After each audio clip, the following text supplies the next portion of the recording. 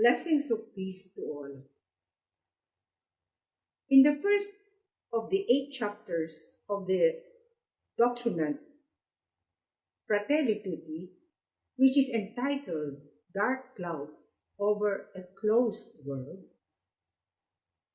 the Holy Father reflects on the many distortions of the contemporary times, such as the manipulation and distortions of concepts such as democracy, freedom, justice, the loss of meaning of the social community, and loss of the sense of history. Selfishness and indifference toward the common good, the prevalence of a market logic based on profit, and the culture of waste, or what he calls throwaway economy.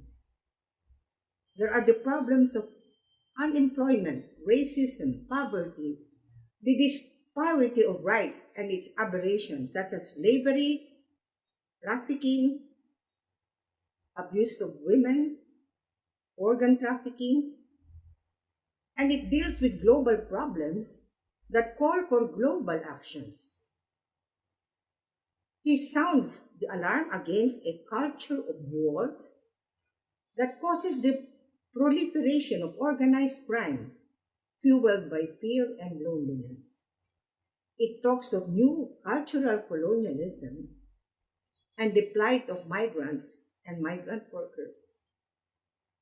This is a very good situationer, a very good context for the next chapters that will come.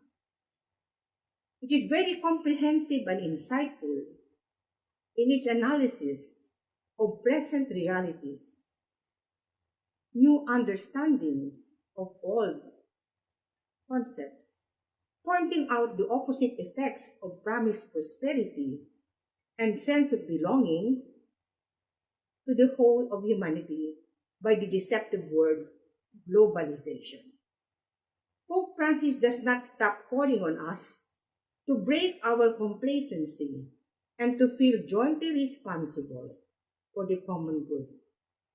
The first step is to become more and more aware of reality and to do so in an objective and correct way.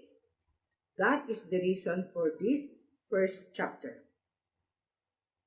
However, this amazing insight into the present evolution of old concepts makes me rather sad in seeing that the same insight is not true of the evolution of gender consciousness. I really love Pope Francis, and I think he is one, if not the greatest Pope we ever had. However, I have to sadly admit that he is not as clear-sighted about the gravity and the seriousness of the gender issue, which affects half of humanity and surely of more than half of believers and churchgoers. The head of the Jesuit Institute's School of Spirituality in South Africa, Catholic laywoman Dr. Anna-Marie Pauline Campbell, deplores the title Fratelli Tutti, which she believes makes it difficult for women to feel included in its frequent use of the word fraternity, which she says carries strongly the masculine connotations. Why not Fratelli and Sorelli Tutti? Why not solidarity instead of fraternity? This non-inclusive title and terms used in the text, unfortunately, lessen the impact of the message of the encyclical that calls for inclusiveness, sense of belonging, and unity.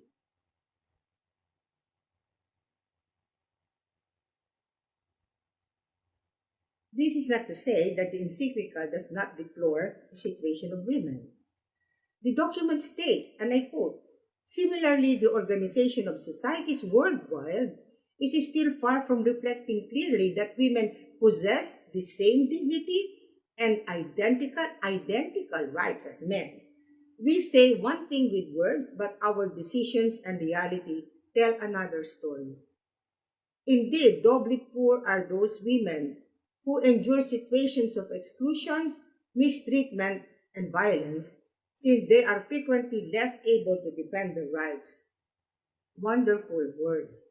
But my question is, does our church recognize this same dignity and these identical rights of women as men within our institution?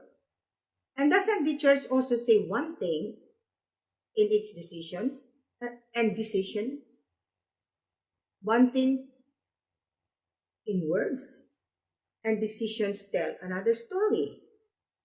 Do women have equal decision making and equal participation in the church as men? Do they have and do they enjoy the same rights, privileges, and positions? Let us ponder on these things. This chapter ends in a call to hope, and I quote, I invite everyone to renewed hope, for hope speaks to us of something deeply rooted in every human heart, independently of our circumstances and historical conditioning. I also would like to end with hope, actually with hope against hope, that the church will one day truly see also the beam in its own eyes and draw the logical conclusion of a syllogism that has equality as its premise. Let us journey in hope, my dear brothers and sisters.